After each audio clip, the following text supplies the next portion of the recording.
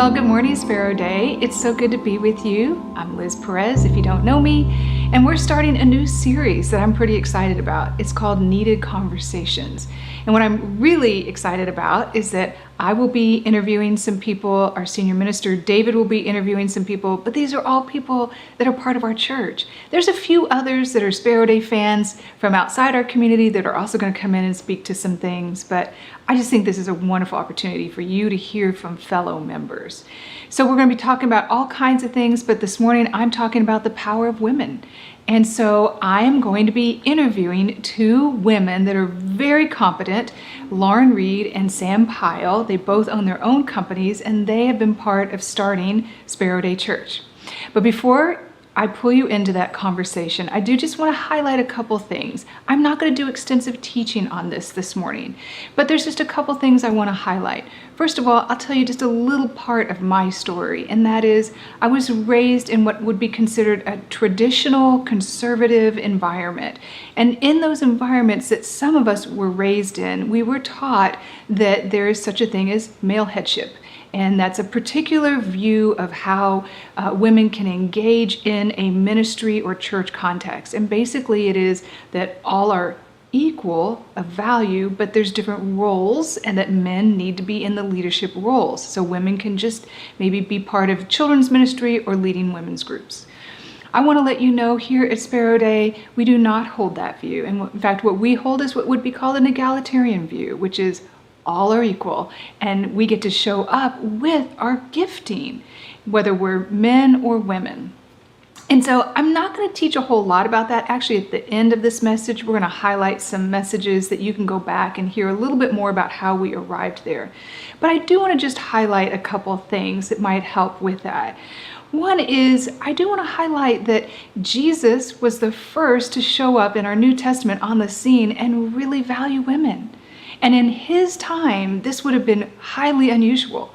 Our Bible was written in times where it was patriarchal, where women did not have much value. Women couldn't be educated. Women couldn't own property. And so as you follow the Gospels, you watch over and over again as Jesus teaches and brings women in and heals them. He continues to encourage them to be part of the community. He taught and talked to them as if they had great value. And so one of the things that we believe here at Sparrow Day is we actually take the Bible so seriously that we cannot take it literally. What we take is the context of when it was written in that culture, in that time. And what we add to that is wisdom and empathy, that these things are evolving for us. We take the Bible very seriously, but we cannot take it literally. Again, there'll be some things at the end that you can hear a little bit more about on that.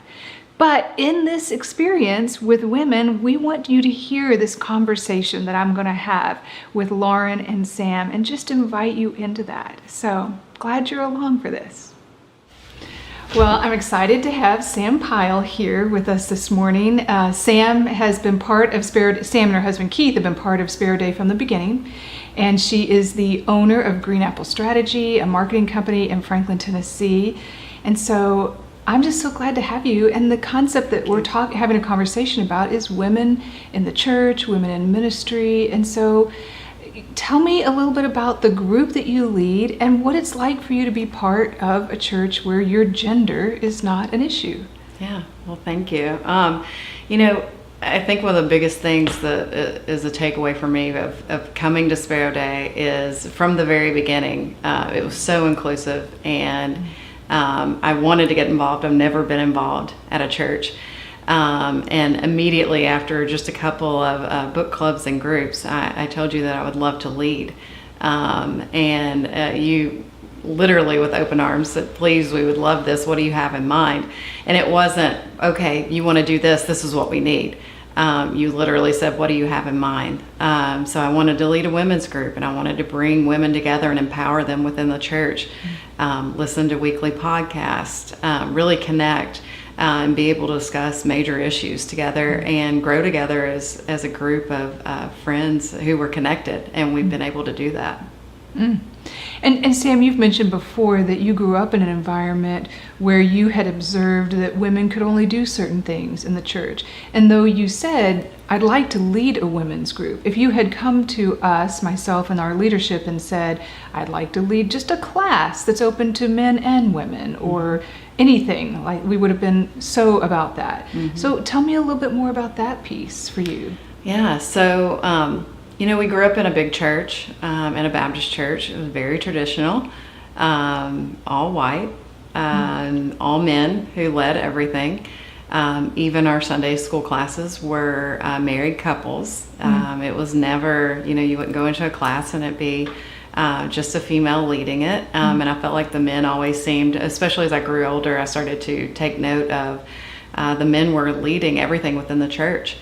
And I've just always been a very independent person, was so eager to graduate high school just to go to college, to leave, to grow, to start something on my own. So that just didn't feel right to me. It was never a safe place for me. So literally I tried multiple churches when I got to Nashville to come to grad school, and never found a place where I truly felt like I could belong. I was never even part of a group, much less lead a group at a church. I would go into the service, listen, and leave. Not even really making connections at church. Yeah. Before Sparrow Day. Yeah. And that's, what I'm hearing, tell me if I'm getting this right, is that you were noticing the incongruency. Like, out here in this world, I can be anything I want, but then inside the church, it's a particular way. I'm limited as to what I can lead. Yeah, that's right? a really good point, because 8 years ago, I started a business. I mean, I'm literally running my own company, making my own decisions daily. But 8 years ago, I was not doing that on Sundays. Again, I wasn't even part of a group, much less had a church that said, no matter your race, your color, your gender, your sexual preference, no matter any of those things, you can do whatever you want here. So that's been amazing. And it's been fun being a marketing leader. It's been fun to be able to take that mindset and that thought process, because we do, PR, we do communications, and to be able to tell that story. And again, Sparrow Day is where your story finds a home, but to be able to help you guys tell that story, to open it up and start to see the church body change has been amazing. Yeah. And you have helped us so much with that. Well, tell a little bit about the group that you lead. And again, you wanted to lead a women's group, and it's been really profound, the environment that you have given these women. But as I said before, no matter what kind of group you would have led, your gender would not have been an issue. Right. But I'd love to hear a little bit tell everybody about the group that you lead on Sunday mornings. So the company that I lead is predominantly women. And again, I've always been very, obviously as a female, but as an independent female, very pro-woman, and we can do anything you guys can do. So I wanted to lead a women's group to make sure that everyone within the church felt that safe and felt that they could go start their own group, or they could, be a part of the board, or they could be whatever they wanted to be within the church and outside of the church. So each week I send out a podcast, and I might listen to one, I might listen to 10. And it's following the conversations that we've had the previous week, that's on everyone's hearts, that's on their minds, like, what do we need to process? So it's evolved from Brene Brown to Oprah, to Eckhart, to, across the board, different podcasts that we've listened to and topics. I've seen the evolution of the group over the past 3 months of meeting virtually via Zoom due to COVID. Just when I thought maybe the group couldn't continue, we immediately started meeting weekly and via Zoom, and the group has become just even closer. I feel like we rely on each other. We've gone through loss of parents, COVID together, injustice within our systems, racism, protest, especially in the last 90 days. We've gone through a lot together. And we've grown as friends, and they've literally been my friend group that's gotten me through leading a company during a time like this, and then being scared of getting sick. Sure. So I feel like everyone's really being there for each other. So it's evolved into more than I thought it would. Yeah. Yeah, you've created such a great environment for those women. I hear about it all the time. They tell me, they brag about you and the group and what you guys mean to each other. So we're so glad that you're part of Sparrow Day. And thanks for being part of this conversation. Thanks for being a female leader in our community.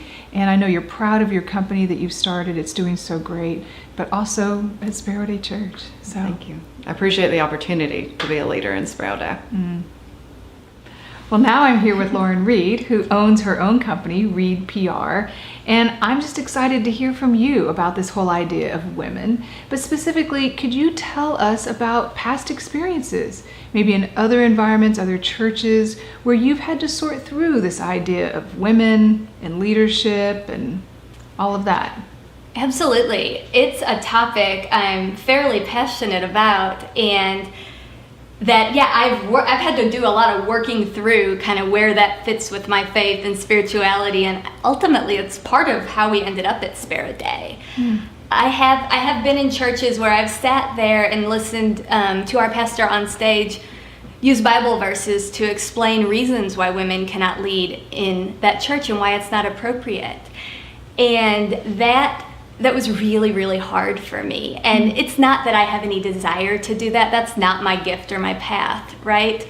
But it was really hard for me as a mother of not only a daughter, but a son. I don't want them to be taught that this is how things are, and that women can run businesses and do all kinds of things. We can lead the country, but yet at churches not be able to be viewed as equals. And that was just something I always struggled with. Yeah.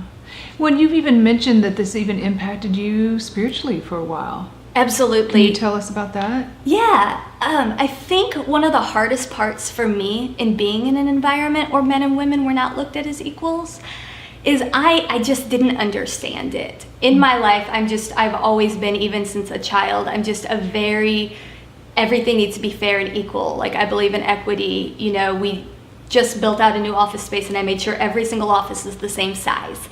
All the desks are the same, because nobody is more important than somebody else within our organization. And I felt churches should be the same way. Yeah. And where I really think it started to bother me and impact my relationship with God is that I seem to be the only one bothered by this. What do you mean by that? And the only one impacted. It was just normal to a lot of very, very smart women. And I would sit in Bible studies and small groups and wonder what was wrong with me that I couldn't just get in line and be on board with this, right? Which ultimately really impacted my faith. I had a rough couple years, and it wasn't just that. I mean, it was the LGBTQ thing as well. There were other issues impacting it, but it was just really hard for me to, I feel like I spent so much focus on the rules and what I can do, what I can't do, what women can do, what women can't do, and not on the most important thing, which is like my relationship with God, right? Yeah. So it was ultimately, I think, a big distraction for me. Sure. To be in a place where in the back of my mind I always knew I'm not looked at as equal here. Yeah. Yeah. Sounds like that was pretty discouraging for you. It was discouraging. That's a great word. Yeah. And as a mother, I know I said this already, but I can't have my children grow up thinking not only that that's normal, but like the Bible is used to explain why this is normal. Yeah. Because that's just not how I felt, and it's not how I feel or have ever felt. Yeah. And what's it been like then to come into a spiritual community where that's not an issue? Amazing. Yes, amazing. Sparrow Day is an answered prayer for us, and what we didn't know we were looking for. My friends joke I'm kind of like the Yelp of churches because we've tried them all. And finally found our home. We're really excited. But because we don't have all of the, nonsense here, I feel like at Sparrow Day, we really focus on what matters. And that's our spirituality and our relationship with God and each other. Well, we are so glad that you're part of it. You've been, from the very beginning, you've been part of helping Sparrow Day start and launch, and been so supportive of us. And so thanks for sharing your story with us today. Absolutely. Thanks for having me, and we love Sparrow Day. No. Well, I'm so grateful for this time with Sam and Lauren. And I just want to say, as a woman, I am just so grateful for Sparrow Day Church, that regardless of your gender, all matter here. Whether you are a man or woman, you come in and you get to serve and participate in this community in any way, with your giftedness, with your spiritual gifts, with your strengths. And so if you are a woman and you are part of Sparrow Day, we're so glad. If you're checking us out, we'd love to have you. And so I'm going to pray right now, and then in a moment, I'm going to be turning it over to Nicole Serrano, who is another wonderful, competent woman at our church. So let me pray for us. God, I'm grateful to be a woman. I'm grateful for the unique things that I get to bring as a woman. And I am so grateful for this spiritual community that values all, regardless of gender. I know more and more women are awakening to this. And I hope and pray that Sparrow Day can be a safe, encouraging place and atmosphere for women.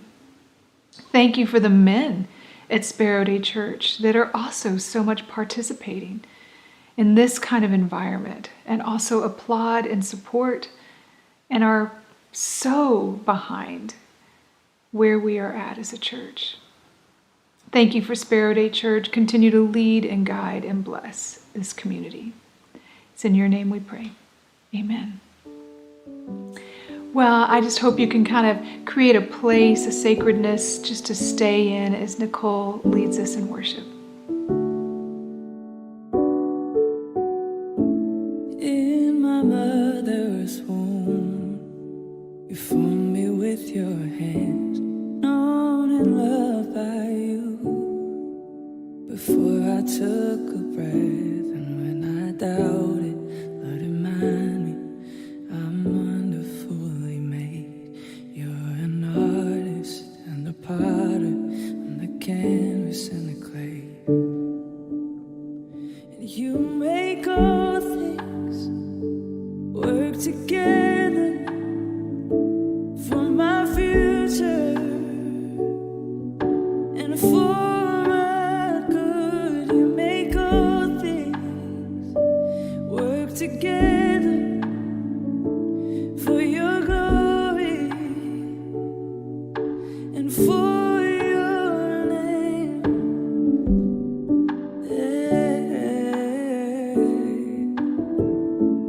There's a healing light just beyond the clouds. And though I've walked through fire, I see clearly now. I know nothing has been wasted, no failure or mistake. 'Cause you're an artist and a potter, I'm the canvas and the clay. You make all things work together for my future, yeah, and for my good. You make all things work together for your glory, Lord, and for your name. You make all things work together for my future, yeah, and for my good. You make all things work together for your glory and for your name. When I doubt it, Lord, remind me I'm wonderfully made. You're the artist and the potter, I'm the canvas and the clay. And I know nothing has been wasted, no failure or mistake. 'Cause you're the artist and the potter, I'm the canvas and the clay. And you make all things work together for my future, yeah.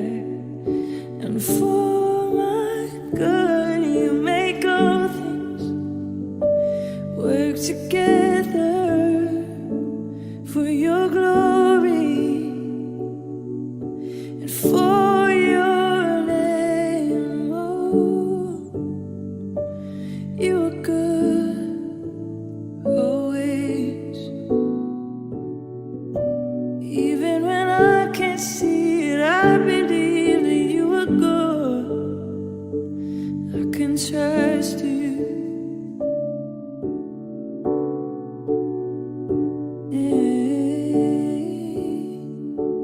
You make all things work together for my future and for my good. You make all things work together for your glory and for your name.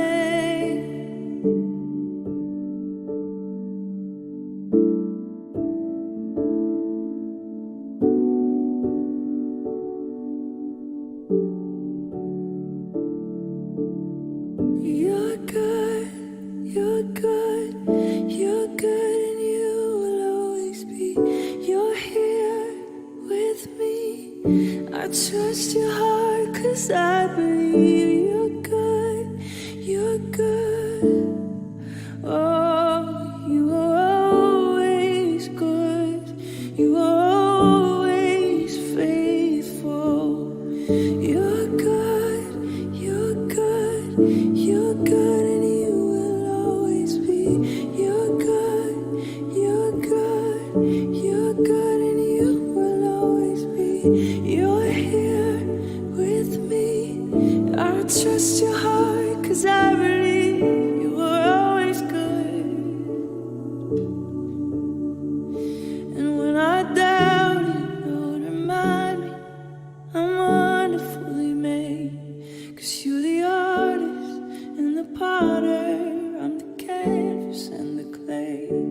I know nothing has been wasted, no failure or mistake. 'Cause you're the artist and the potter, I'm the canvas and the clay.